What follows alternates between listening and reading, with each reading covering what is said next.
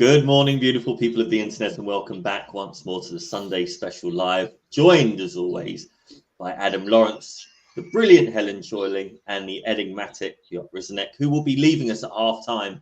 Clearly has something more important to do, but we don't judge. It doesn't hurt us at all that he thinks that other things and other people are more important, but we'll let it go. We'll let it go. I have no idea what we're going to talk about today. We mentioned some bits and pieces before we started the live, but I think it's customarily to kick off with Adam's Sunday supplement and all of the energy efficiency garbage that's been spouted around in the news lately. Adam's going to coherently and cohesively streamline it into a thought process we can all understand and trust.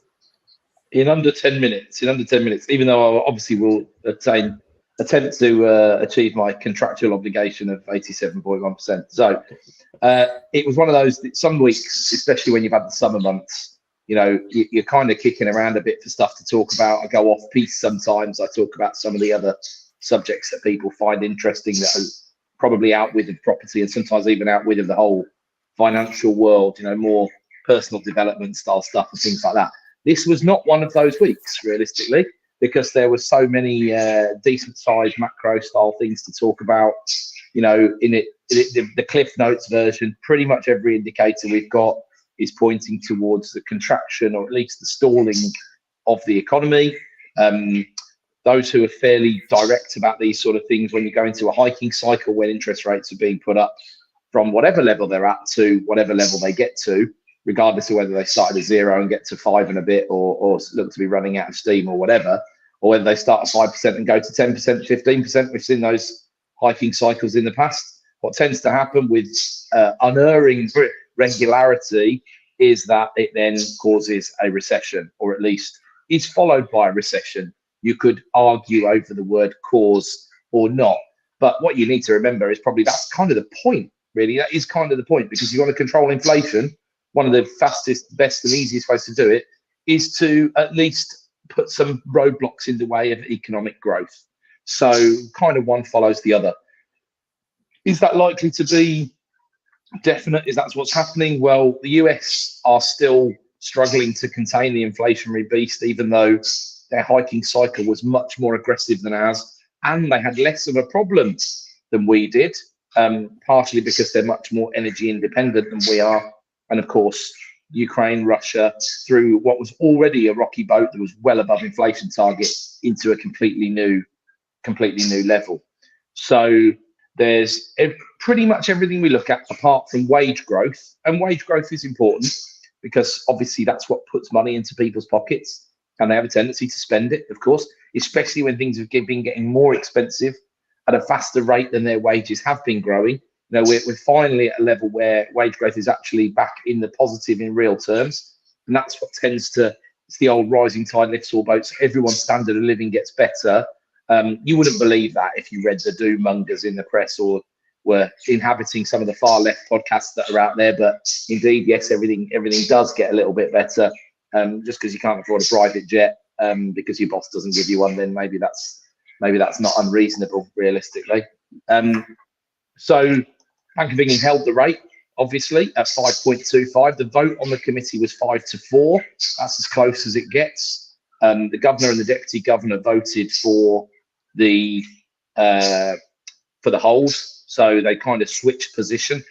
And there's not really a massive. I mean, have they done the right thing? I suppose is the biggest question that you've got, and the answer I think is probably no, to be honest with you. But it's close. So my vote would have been still to raise the rate, but it was marginal. And I think it probably is really symptomatic over this whole cycle, which is nearly 2 years long now of putting rates up, that they haven't had the bottle to do enough in a short enough space of time. And what's the result of that? Well, the result of it is it probably means that rates need to stay higher for longer, which doesn't help anyone either. But the point remains, inflation's bad for everybody except the government, of course, but quite literally everybody. And therefore, most people should be in favour of seeing it be squashed out as much as possible. So that's where we got to on that front. And then, of course, the biggie from the property perspective, Rishi's big net zero balloon deflation speech, or whatever it will become to be known as, because it was quite a big one, really. Probably adopted a position that most people would expect a conservative to adopt, to be honest.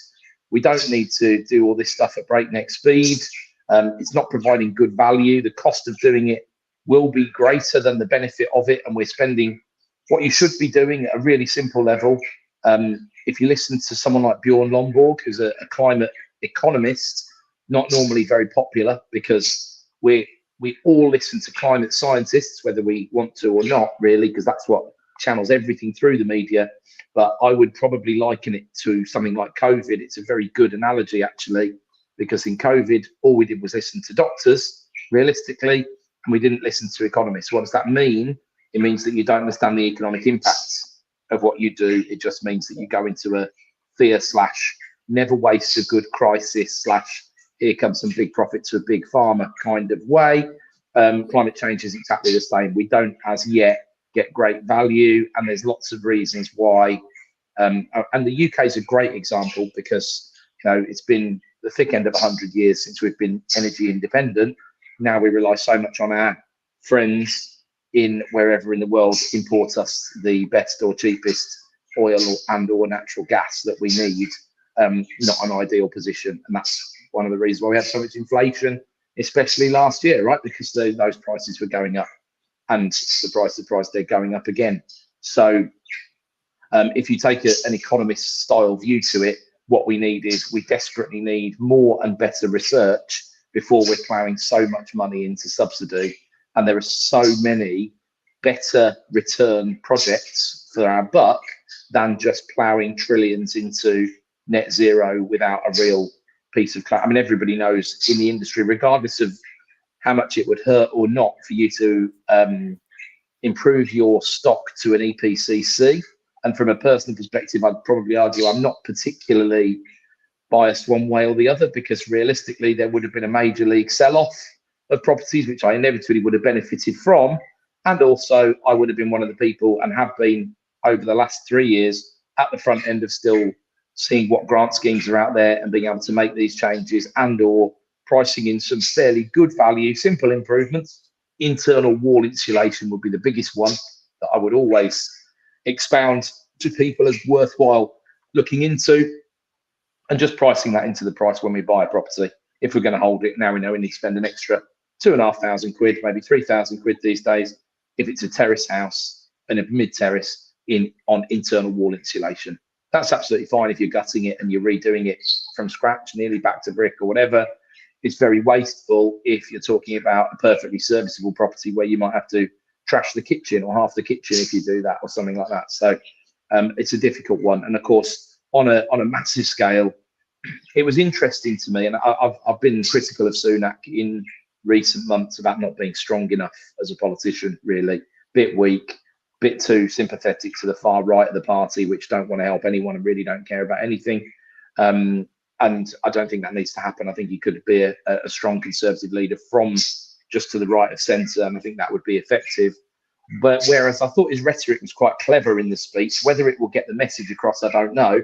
But what I heard was the other guys who are probably coming into power, let's face it, that's what all the polls are saying, that's what everyone's expecting, although it's by no means a done deal. But the other guys, they're going to make you do stuff, right? And they're going to mess with the market. And we talked about some evidence last week about rent controls being a massive problem for the Scottish market in particular. Yeah. And you can either go harder to the left and say, well, actually, we just need to control all the rents, and the rent officer will come back, and that would just be a real bloodbath in terms of disposals of rentals, without a shadow of a doubt. Or you can say, do you know what? When we mess with the market, because we mess with the market all the time, right? A real libertarian will want very little government and very little in terms of laws, and expect most things to be sorted out by the market, which is dangerous. There are boundaries that need to be put on. You can't let companies pollute the environment around them without paying a cost of pollution. Milton Friedman kind of answer to that is, well, you just tax them accordingly.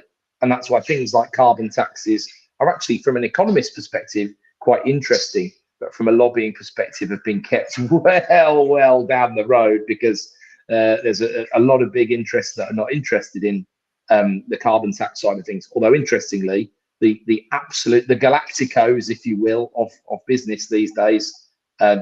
FANG, whatever you want to call them these days. You've got to get an extra N in for NVIDIA these days. FANG, these multi-trillion-dollar mega caps. A lot of them are net zero, actually, as it goes already. So carbon tax, some of them are carbon negative. So they wouldn't have as many problems. Amazon, I think, would have the biggest problem because obviously they do the most moving around of stuff. Whereas Google have got to worry about offsetting the carbon in their many millions of servers that they have worldwide. So it's a lot less of the problem where they get their electricity from, which being based in the Bay Area, there's plenty of solar available apart from anything else, which is good for your solar numbers, whether it's the silver bullet that everybody thinks or not. So one thing that I didn't quite follow from this announcement of scrapping the targets, is it like totally scrapped or is it just postponed in time? No, so there's been no postponement. But you're talking the current. Obviously, you're only talking about the current administration. So they have said they're not going to do it, and they're not going to make building owners do anything. It's not going to happen. Okay. Not going to be a situation for them. So that's obviously a relative bone, and would be, as I say, more of a traditional conservative viewpoint. Very typical. So. What else was in there this week? I had to give the hat tip to good old Liz the Lettuce, because it was yesterday was a year's anniversary of the kamikaze, or whatever you want to call it. It wasn't even a budget; it was a mini budget or a statement. And I just couldn't let it go without commenting on things, because apart from anything else, good old Liz has been back in the news in the past week or so, pretty much trying to stake her claim for taking over the Conservative Party when Rishi has to step aside if he loses the next election. And I know she a renewable lettuce. I think she's probably got as much chance as the original Lettuce has still got or had of leading the Conservative Party, because no one remotely serious is going to let her anywhere near back to, because there were some things that were just so unforgivable, such as here's a government body, or a government sponsored body, but an independent body, the Office for Budgetary Responsibility, who have to be involved by, George Osborne put this into place, not a man famous for listening to his checks and balances, but he put it into place. And then they tried to just ignore it, which is basically saying either A, we don't want oversight, or B, we're so clever we don't need oversight. And I mean, she actually had the temerity to say in her speech that the policy wasn't the problem, it was the market's reaction to the policy that was the problem. And that's the Economist's, Jimmy Carr or something. That is an incredible joke, because how could you possibly take that seriously? The cleverest and most. It's like what's the word? How can we mash up the word? It's like a narcissist, and well, actually, not an economist, and a narconomist. It's just she's delusional, bless her, isn't she? That just sounds like Pablo Escobar to me, a narconomist. You've got so much money, you have to bury it in the garden or something. But I know what you mean. I mean, it's just hilarious. And the thing is, what I did find interesting though, which I'm pretty straight shooter, and I don't mind defending what I do think is right or wrong. And there's a group who on the media this week were basically saying, well, it was called the moron premium at the time. It was how much the bank yields went up, or the government bond yields went up. So the extra cost of borrowing to the UK economy, and it ran into the tens of billions a year because of the movement in the yields.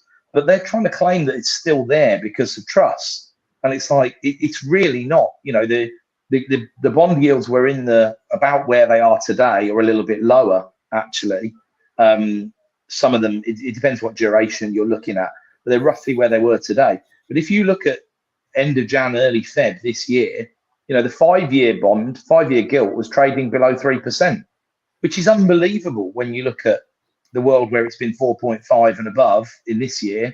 And on that subject, after the bank did hold the rates, and again, where you get FOMC, the Monetary Committee in the States after the Federal Reserve meeting, there's always a very deliberate written speech in front of the press that has an objective, whereas you don't get that with the Bank of England. They just sort of slope off sometimes and don't use the and it's at least half of the impact of the committee to communicate what they do to the press. And I just find this, I don't know if the governor's just lazy or it's just stupidity, but not using that opportunity is unbelievably ridiculous, right? So Jay Powell, they paused this week in the US. As I've been saying, they're a lot further ahead of us in the cycle, but their economic data has been rocky for about 8 or 9 months. And then in the past quarter or so, it surged back forward. So basically, the economy, as usual, manages to lumber on, and despite the idiocy of some of the politicians and the central bankers, manages to somehow crack on making money. We seem more at the beginning of a down cycle because all of our economic indicators have started pointing downwards, and our unemployment has moved a lot more quickly. The bank did comment, if you get to 0.63 in their post-minute speech, which doesn't make the headlines, surprisingly enough, that they're looking at other measures. And from talking to businesses, which is a big part of their job, of course, that's what their regional reps do. That's what, when I talk to the regional rep here in the West Midlands, that's what he's trying to achieve. They did say that big companies are, yes, there might be hiring freezes and things like that, but they're not planning any significant redundancies at all. So that's what's not worried them. They don't think this uptick in unemployment is a trend. You can easily look at 3 months worth of figures and be a bit concerned, but the best 3 months of figures that there have been over the last 3 months are the fact that core inflation, if you annualize the last 3 months, is now running at 2.4%, which is fantastic news. And maybe it does give you enough cause to pause the hiking cycle. But my view is there's no harm in going a little bit too high and coming back down more quickly rather than going up and then mess. Because what do people hate? They hate uncertainty. Yeah. Can people deal with 5.25% base rate? If you're on base plus 2 across your portfolio and you've got to swallow that for the next 3 years, probably not. But as long as you're semi-liquid, you can at least decide what you're going to do with the stock in order to minimize your problems or maximize what you can keep out of it. Wouldn't you rather pay a little bit more over the short term and see rates coming down a bit more quickly at the back end? But it's not been the way that things have gone. So pretty big week. But in terms of summary of the I don't know what you want to call it. It's not net zero anymore, is it? So it's like net 1,000 or something, but net 3,000. It's kind of an admission that we talked a few weeks ago about the electric cars and the hybrids and what percentage of new cars were getting sold. And we've talked previously about what percentage of energy is getting generated by solar and wind. And despite the intermittent problems and the fact that, despite climate change, we're still the United Kingdom and we don't have the solar panel generation capacity you have down at the equator or whatever. And of course, wind is good, but it's very intermittent, and sometimes it provides a lot of the UK's power. Sometimes it provides nearly none. We need better solutions. We need nuclear and all the rest of it. We need nuclear resurgence. We're down to about 1/8 of our electricity being generated through nuclear, whereas 30 years ago it was 1/4. So we've regressed. And if we're lucky, and we won't get there because we won't, because everything's slower than expected, and HS2 can't even get to Euston until 2040, which is going to be 2040 whatever by the time what a scenario that is.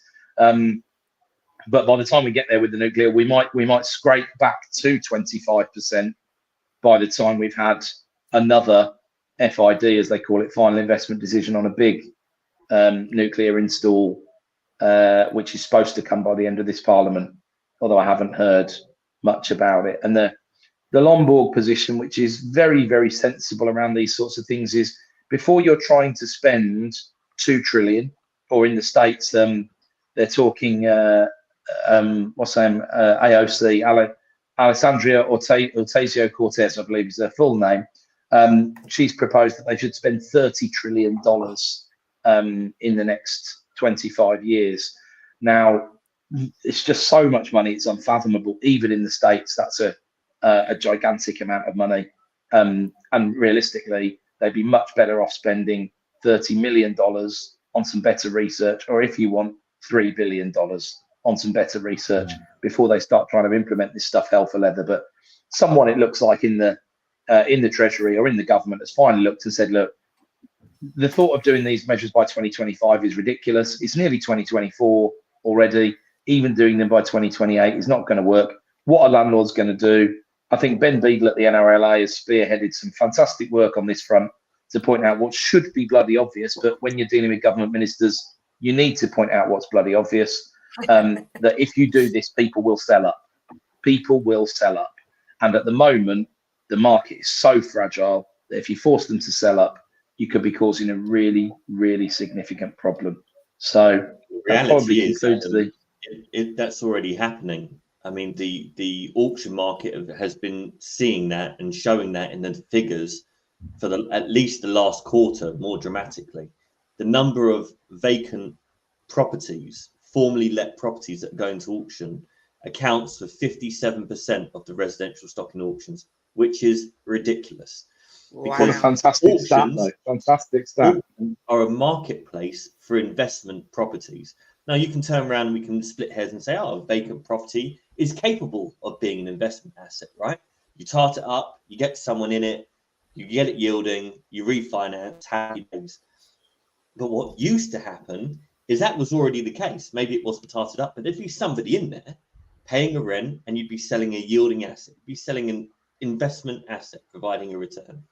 Now that's not happening. And there are several reasons for that. You've got the retiring landlords.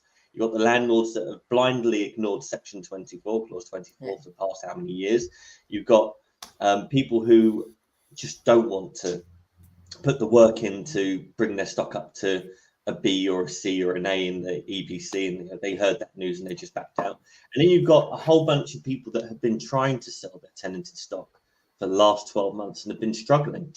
And some of the feedback that they've been getting is, why would I buy your problem tenant? And that landlord, shocked to shit, will turn around and say, I don't have a problem tenant. And all the buyers think, well, look at my risk. I haven't seen the EICR. I haven't seen the right to rent. I haven't seen the gas safety certificate. I haven't seen this. I don't know where the deposit is held. I don't know this. You know, and the 56 other thousand requirements needed to let a property to somebody. Because every person that's going to be a buyer under those conditions is like, well, they may be a great tenant, but what if one day they're not? And there is no removing them, you know, aside from them doing criminal damage or being antisocial or my life falling to pieces and having to move into my own rental property, right? Those are kind of your conditions. So the market is really flattened for that. But it is, and then you've just got the people that just don't, you know, they don't want to be bad people. And the media makes investors, property investors, landlords specifically, the dirty, filthy word that it is, out to be very, very bad people. And mainstream media, government, and other individuals, you know, that's how you influence people. You make them feel like they're doing something bad. Yeah. Before or you tell them go, by doing something else that they're good. Before I go, can I drop a media bomb in here? What do you guys think of this media discussion about Property 118 scheme and all this stuff that's going on there? That's quite a lot of people that's affected by this. Before Adam jumps in, which I'm sure he will, is I've actually really been enjoying the back and forth between the journalist and the Property 118 people. And it's some of the responses between both are quite telling, because there's some bits that they haven't addressed.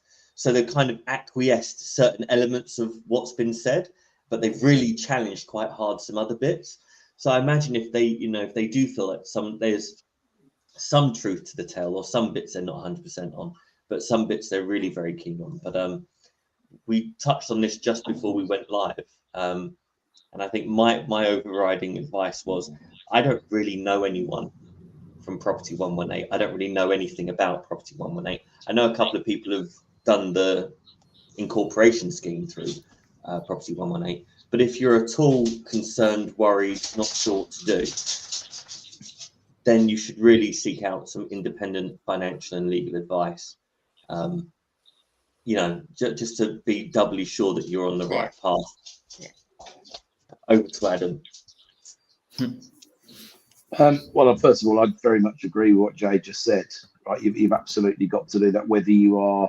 And I've had many conversations with people who, let's face it, at a really simple level, we love to know what's right and wrong, right? We're quite binary as a species. None of us have time to delve into absolutely everything. And we've got an ingrained human want or need to be part of a tribe. That's why we support football teams, or why in America it's you're a Republican or you're a Democrat, and that's it. And you have to sort of staple that to your forehead to enter into any kind of political discussion, which is a bit crazy.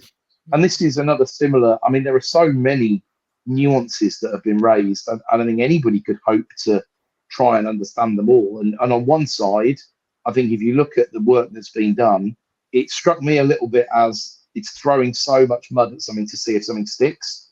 On the other side, there are parts of the scheme in question, because I've consulted for people. I get asked all the time by people, should I do this, yes or no? And it's not one of those, it's not a yes or no question, you know. There's a lot of opinion in there, like there always is, and it's difficult to pass the opinion from the fact.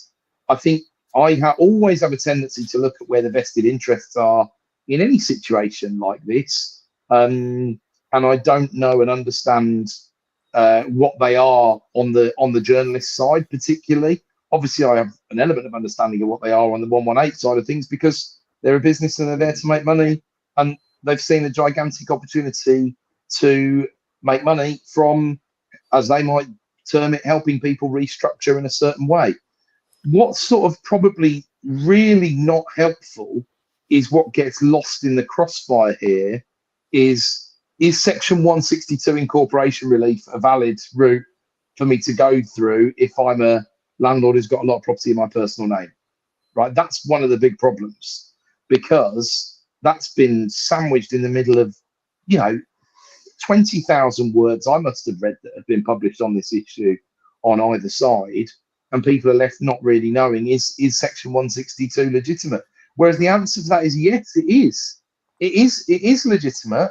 The problem becomes, what's legitimate when it comes down to preserving my mortgages, and where does that leave me, right? And also, where am I with, I've described it to people in the past a bit like, if you go somewhere like Five Guys, right? If you get a drink at Five Guys, you go to the machine and you press the button, and you can have all sorts of weird and wonderful drink flavors you can't buy anywhere else. So you can buy like peach flavor Coke Zero or something like that, right? Because the machine mixes all these things together, and it can do it inside the machine, because it doesn't mean you've got to can it and you've got to move it, where only one person in every 300 might want peach flavor Coke Zero, but it's available to them, right? And a lot of, I'm not picking on the 118 solution, a lot of the slightly more complex tax planning style schemes do rely on a little bit from column A, and a little bit from column B, and a little bit from column C, and a little bit from column D. And it really is not tested in its specific way, and without a deep knowledge of the case law involved, not HMRC manuals, not bits and bobs, the case law involved, which is really a preserve of only, a couple of hundred people. It'd be about as many people as understood credit default swaps before 2008, before the 2008 crisis. That's what you're talking about. Without that knowledge of the legislation, and then of course legislation still becomes to opinion. I would pick a diametric relative opposite to this at the moment, where HMRC have been involved in a tribunal case about the tour operators margin scheme, which is the potentially correct VAT treatment for service accommodation short-term rental units, right? Took someone of a reasonable size to the tribunal, and the tribunal ended up probably giving the best ruling that anyone who relies on TOMS, as they call it, or TOMS, relies on that scheme for their VAT, could possibly have hoped for, right? And in that, the ruling was basically it does apply, and it is valid to be applied, and that you could almost map most, if not all, of what they have ruled in the tribunal down to your average person's rent-to-rent short-term rental business, right? It's a dream of a judgment. Is that all? Does that mean you can use Tom's carte blanche, no worries at all? No, it doesn't. It doesn't mean that, because HMRC are going to appeal to the upper tier tribunal, and there's no guarantee they'll necessarily stop there.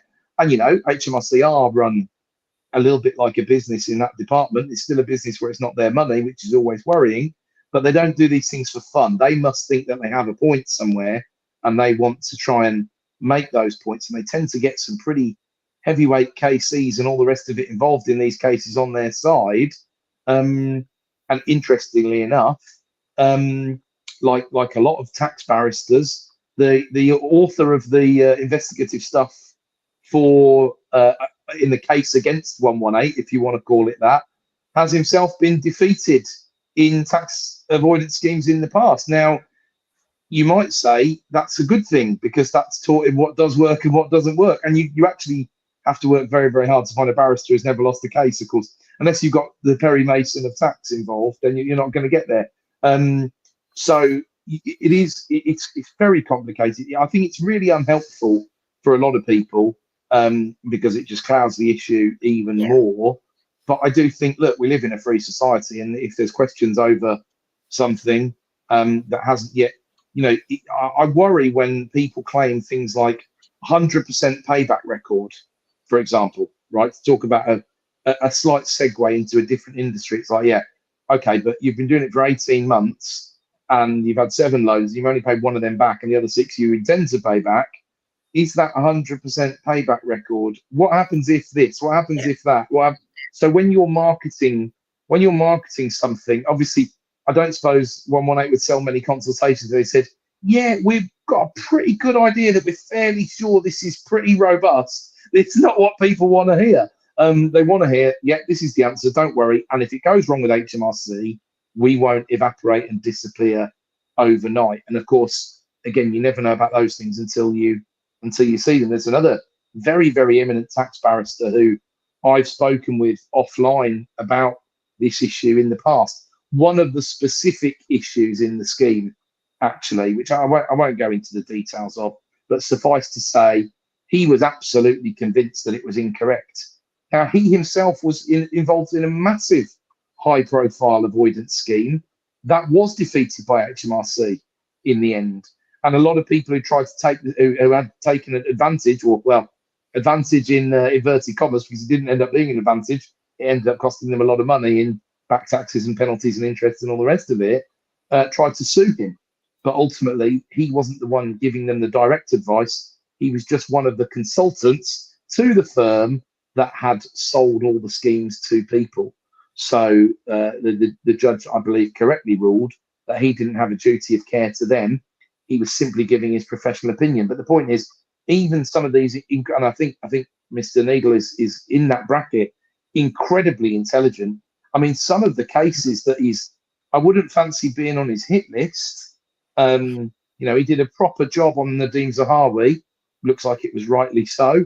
And he's done a number of other very, very thorough pieces of work. This one, like you say, Jay, the defences tend to, when you throw 100 bullets or when you shoot 100 bullets, 30 of them can probably relatively easily be deflected, and it just creates noise. In order to respond to everything that he said, I think probably the comments are the most telling, because you get a few more it's probably fair to say have got no real dog in the fight here. You could accuse that Mr. Needle has got his own self-interest at heart, or his clicks or his publication or whatever. I don't know him. I'm not saying that's the case, but I'm saying that's a defence that could be used against him, right? Whereas Gordon commenting in the comments, which most people won't read, right, but who's got 17 letters after his name, and I can just about translate what I think he's trying to say from a technical perspective. But I think, yeah, do you know what? I've always had that concern. In my pub tax advisor, very much more layman style fashion, I've always been concerned about that bit. And really, and you know the way my mind works around these things, it's quite mathematical. It's about probabilities. And going back to my initial point, people don't like probabilities, really. They like surefire things. They like They're like binary stuff. So will it be a case of no publicity is bad publicity? I don't think so. It can't, but you never know. You never know. It gives 118 the chance to, and they're quite clever. They're quite savvy with their media coverage in general, with where they spend their advertising dollars and all the rest of it. Maybe they'll turn it into a positive.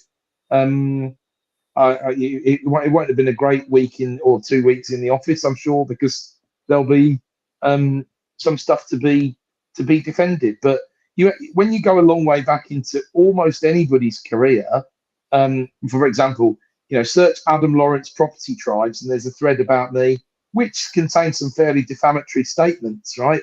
Which I've never bothered to press against. Couldn't give a damn. I actively encourage people to look it up, right? But I'm very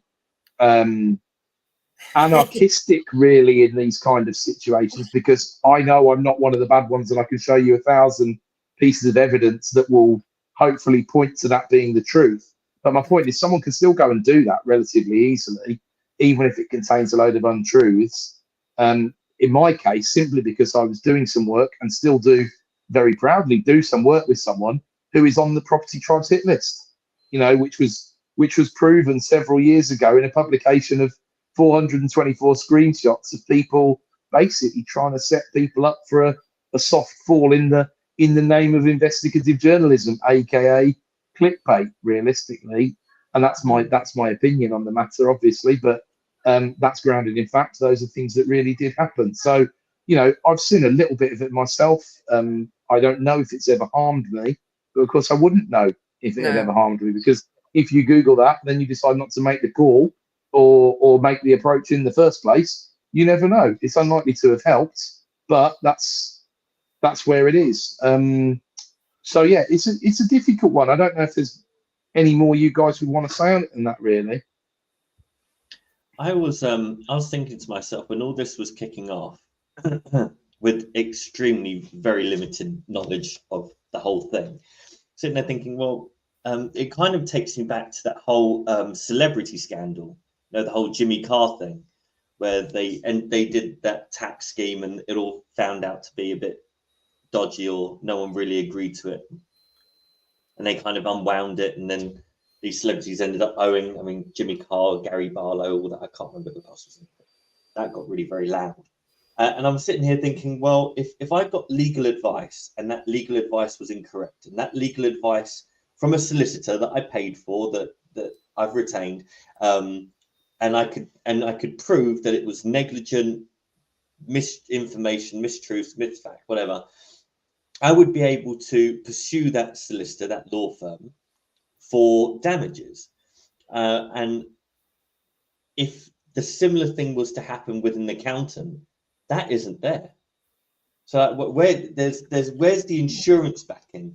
Where is as a consumer, as a client, as a customer, are we protected from professionals that are giving out shoddy, unpracticed, validated advice that could it could ruin a lot of people's lives. People, and I think that's a lot of people I know point. Who went through that. Who went through the whole corporation. Yeah, it is a good point. But I suppose the problem is on the defence side is, if the ruling hasn't yet been made, because you've got this Five Guys mixture of concepts being put into a drink cup for you at your behest sort of thing, then I don't know where insurance really sits in that department, because it's not yet tested. If it's tested and you lose, is it the company that fold and, I don't know what company or SPV or what arrangements there are on that end? Is it the insurer that refuses to pay out because it wasn't tested and now it is? I mean, there were it's just one example. There were IR35 schemes that were untested where they were insured against, and for the first, many years, they were collecting tens of millions in insurance premium, but they never paid anything out, because apart from anything else, it just takes an awfully long time for HMRC to get the ducks in a row on things like this, which is why it's dangerous to claim 100% success rate of X, Y, or Z. You get I've got a couple of friends who work out in the offshore jurisdictions, who work in litigation, and their primary job is setting up and winding up hedge funds and dealing with disputes around that sort of stuff. So, average client's got a net worth of $500 million plus sort of thing. And these cases, and what the average case takes in terms of length? It's 10 years. That's the average case, right? So if you apply that rough average to HMRC, you go back to Jimmy Carr, or you go back to the film scheme was probably the one that people remember most that was in the press. It's 10 years to unwind these things from pillar to post. So unless you're 10 years in, it's very difficult to claim any sort of real meaningful track record, even if you've rebuffed a few initial investigation letters or whatever. And I believe it's gone deeper than that. But as I understand it, we're talking about thousands and thousands of cases. And if you add in some of the other solutions, which for what it's worth, I think are on even shakier ground, especially when it comes to things like what one of the guys in one of the comments has mentioned. The trouble is relying on any case law before GAR came out. Now, GAR is the General Anti-Avoidance Rules, right? So if you're relying on case law before GAR, on what the House of Lords did or whatever, then the whole landscape has changed since GAR. That case might be retried today if that was the way that we did things in this country, which generally isn't. But it could be retried today. Not that we have double jeopardy, as they call it in the States, but you know what I mean. Then it may be well caught under GAR, which is a new rule that was since the first time the case was heard. So that's just one of the complexities that's involved in trying to piece together pieces of case law. And I guess the problem is you always want, do you want or need, it's a bit like any property guru, isn't it really? If I've done 3 deals and you've never done a deal, you might think I walk on water. I remember very early on in my property experience, I teamed up with a couple of guys who'd done 10 deals, a couple of HMOs in there, and the rest of them single lets. They'd added value. They'd seemingly done quite well out of it. I thought they were the masters of the universe at the time, because I wasn't in networks and I wasn't looking at lots of things on the internet necessarily. And I know that now they didn't turn out to be, luckily I'm a reasonable judge of character and I'm okay at protecting myself. And they weren't bad guys, but there wasn't anything in what they'd done that was really particularly clever at all, to be honest. But of course I didn't know that until I got to find it out for myself. And that's when you look up to someone, an organization, a person, an accountant. Accountants are some of the most dangerous people in business, because if they make out like they always know the answer, then that's going to be a problem, because they definitely don't. It's an incredibly broad and difficult and complex subject. Even property tax is too broad to say you understand all of that. What have I specialized in terms of my own reading and research on the issue? Stamp duty, right? Because it's the one that I've paid more than anything else. Have I been personally exposed to Section 24? No, I haven't. I had very few properties in my personal name without having already moved the beneficial interest way before Section 24 started. Was even a fizz, the 23-year-old's policy that was written and adopted by the aforementioned Gideon Osborne. So it's tough. I think the trouble is, if you're always honest with people, you don't sell much in this world. And so one of my favorite words, puffery comes into play, where it's like there's a property trainer / guru at the moment who has had a rather negative experience with his business partner, by the looks of it, reading between the lines, who is now sort of back on the circuit trying to push his amazing munificence and listing all these people that he's trained, and he's going to teach you to do 2 deals at up to 40% below market value, which is a clever term, of course, because if you do it 1% below market value, then that's up to 40%. So I've still delivered on my promise. But it's puffery. It's utter puffery, because to say, well, do you know what? Environment's reasonably hard at the moment. There's still deals to be done. It's harder to get all your money back out of deals at the moment. And you're having to work harder to try and get the same results, because the wind's not behind you, but the wind was so far behind you for the last 15 years, and arguably even stronger behind you for the last 2.5 years, although it was extremely difficult to buy stuff. Nobody wants to hear that. Nobody wants to hear it. But if you're you're in the business and you want to make the business work and you want to continue, then you look at where you pivot, you look at what you change, and you just get on with it, don't you? Absolutely. Well, we're coming close to the end of the chat. I'm going to absolutely butcher this person's name, so the apologies come in advance. But thank you for everyone that's been commenting.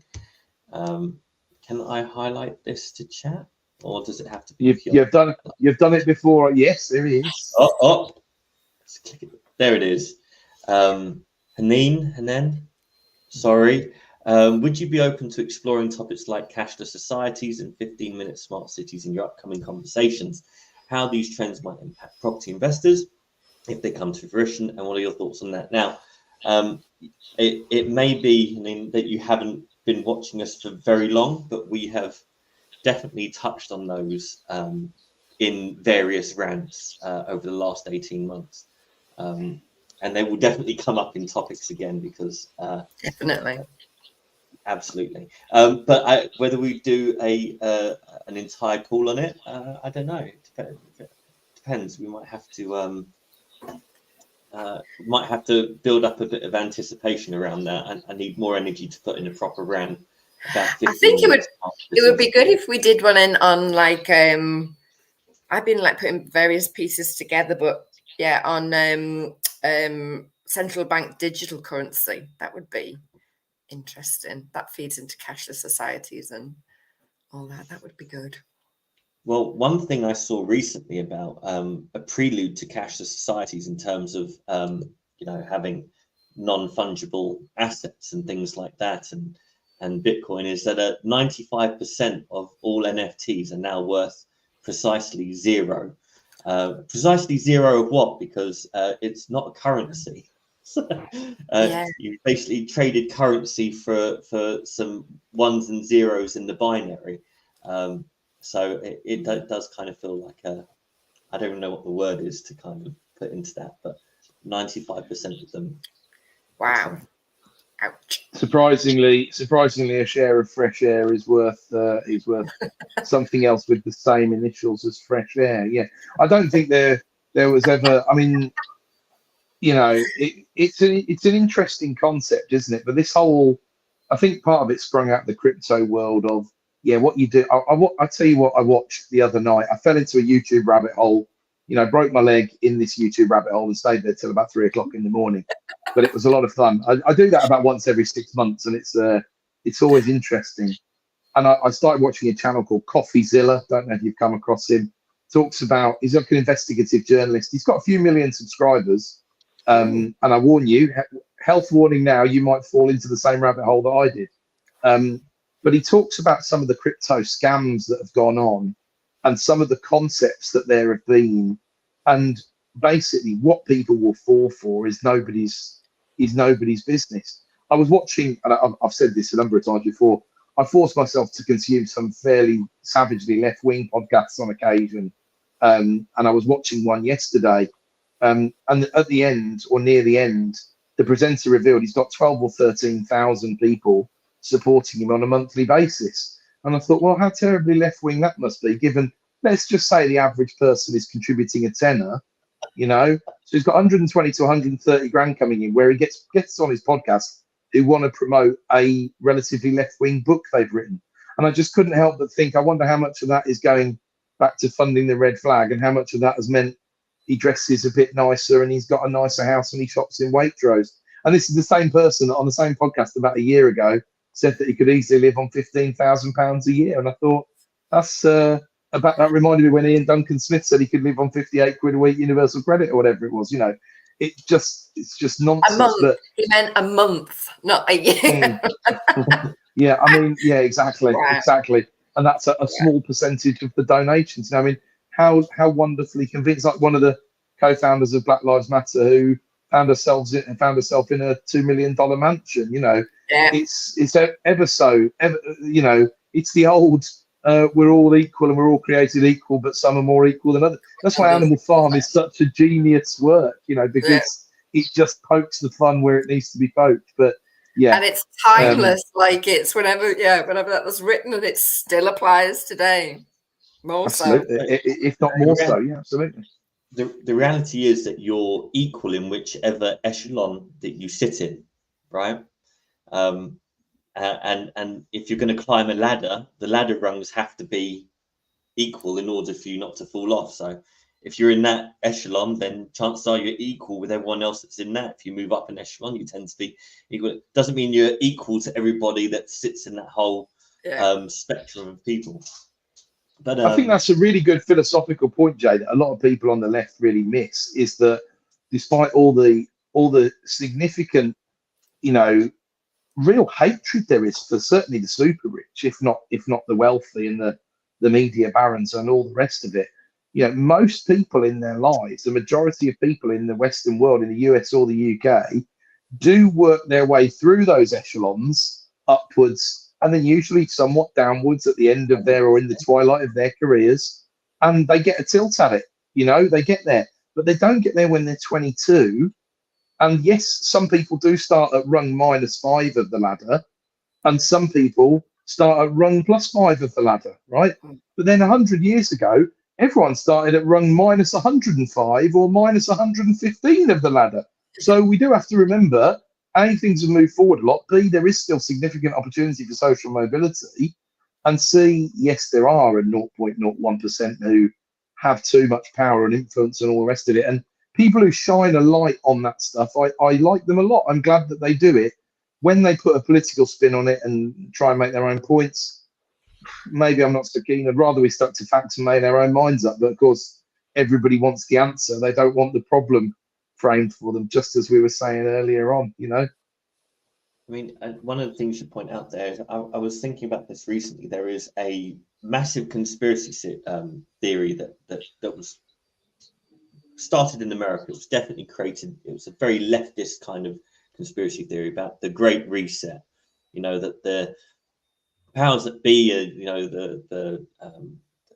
the Republicans, the bad people, those on the right, blah blah blah, are going to cause a new world order, and it will create a massive reset and things like that. And I find it actually really very funny, because if you look at the rhetoric and the actions from people that are on the far left and on the left, they appear to be the ones that are pushing for a great reset, a great rebalance, a new world order that's far more fair and equitable, or whatever. And the words they use, they apply them in such sentences that don't actually attribute to the meaning of those words, which is also really very interesting. It's a really great way to manipulate people en masse. But I just find it funny that you kind of, like everybody, you become the thing you most hate, and you do it from not a point of vitriol but a point of virtue. So you feel like, oh, because they were going to do this, this is a first strike, this is a first attack, and we're doing it from a point of virtue. I don't know. It kind of feels like the whole hashtag about eating the rich. I don't know where your virtues and morals are when you're when you advocate cannibalism based on someone's. When people are talking about killing their landlord and stuff like, well, just to round back to those 15-minute cities and things like that. I was having a chat with someone the other day who you guys know, who had a nice electric bike stolen from outside of his house a while ago, that was pretty well secured and chained up and CCTV'd and all the rest of it. But of course, that doesn't put off the really wrong sort of people. And so annoyingly, not really insured, because it was outside and the insurance excess is so large and blah, blah, blah. So what he's now defaulted to is, when he lives in London, when he wants to travel across London, he just uses the Uber bikes, because, a £4 a day pass will work for you. And I thought, isn't that interesting? Because that is someone who can afford to replace the bike if he wanted to, but actually he might be happier renting everything and owning nothing. The old 2030. This is where the manipulation lies in terms of the World Economic Forum and all the rest of it. And Klaus Schwab wants us all to do this, that, and the other. But I think he's a bit of a weird guy who's got some very interesting ideas that probably it's useful to debate. And 15-minute cities, in a way, there could and should be positives in terms of helping younger people move around them much more easily, for example, and moving labour from point A to point B and all the rest of it. Because anybody who's realistic about a city, why is London such a hotbed of a labour area? because there are so many people who don't earn an awful lot, who the poor vote Labour and the rich vote Conservative at a really simple level, right? So making better mass transit, being able to do all these things makes sense. When you start, and this is Rishi's note in his speech this week, isn't it? When you start outlawing things, and when you start making, forcing people to do certain things, then you're in it. And if that's done in the name of the left know best, well, I think there's a lot of people in the middle who aren't very comfortable with that, right? And I think they should not be comfortable with that. So improve, subsidise where necessary in a meaningful way. And going back to the global warming net zero point, invest in things that have a social return. Is that a problem? Why would we need to avoid that argument, right? And one of the things I put in the supplement this week, I mentioned Musk and Bezos a little bit, especially Musk, because one of his big tactics has been to find where government subsidy is going to be over the next 10, 20, 30 years and massively exploit it. Electric vehicles, solar panels, space travel, slightly different, because he looks at it and says there's always going to be money spent and its public sector's really inefficient, so private sector can deliver it better. And that's been proven time and time and time again. But what a very clever but simple framework for building, quite literally intergalactic businesses. So smart. But is that best for everybody in the States or the world? Or is that just best for Elon Musk? And does Elon Musk really care about that? Well, I'm not going to malign the man unnecessarily, but you'd have to decide on that front. So what's pushing all of this sort of stuff? Should we throw the baby out with the bathwater? Cashless society will be with us, won't it, in 100 years? It's just how quickly we get there and what curtailment to freedom. If it means people who currently don't pay all their tax pay their tax, and you currently pay all your tax, in a way you're in favour of it. But then that's a bit like saying you're in favour of ID cards or everybody having to have ID to sign up to a social media account or something like that, because a lot of the problem with trolling and all of that stuff that goes on is people feel they can do it anonymously. But then there are legitimate concerns on the other side, such as, well, will the government safeguard all the information? If we look back at the litany of data leakage problems that there have been, they pay the largest GDPR fines in the world, wouldn't they, right? So there are legitimate arguments on both sides that need to be considered, but it's probably more of a when and a how you frame it than a should you tax the poor out of using a car because of ULEZ. That would be a great, economics exam question at the moment, wouldn't it? For example, it wouldn't necessarily be framed like that, but who hurts from these sorts of policies, right? The people who, in theory, the left, in theory, the right don't give a damn about them, and the left care about them so much. But, well, that seems diametrically opposed to which policies you might be supporting. So is anybody going to talk about that without being rocks thrown at them or eat the rich, like you say, Don't know. Well, here's the reality. There was an interview. I can't remember where it was, and one of the people said to somebody, "Oh, so you're a Republican?" And the guy was like, "Oh, I don't think I am." "Oh, do you believe in X?" "Oh, yeah. Do you believe in that?" "Yeah, yeah." He goes, "But I also believe in this, and this, which isn't Republican beliefs. It's more Democrat or liberal or whatever." He said, "But I'm more intricate than the box that you're trying to shove me in because of the fact that I'm male and white and of a certain age. You just want to pigeonhole me in there by going, oh, you believe in the death penalty for child molesters." Yeah, so do I. So do most people, I guess, But it's just because you believe that doesn't mean that you're a Republican or a conservative. It probably just means that you have a moral standing where you think that is a despicable situation. Hello. I think. Give me your money. Give me all your money. He's cutting down user cameras in Uxbridge. Time out. All right, we will see you all next week, next Sunday. We'll see you all next Sunday. I think that's it. We're done. Great stuff. Into any trouble. Abrupt but perfect. Thank you, everyone. Bye. Have a lovely great weekend, weekend. everyone.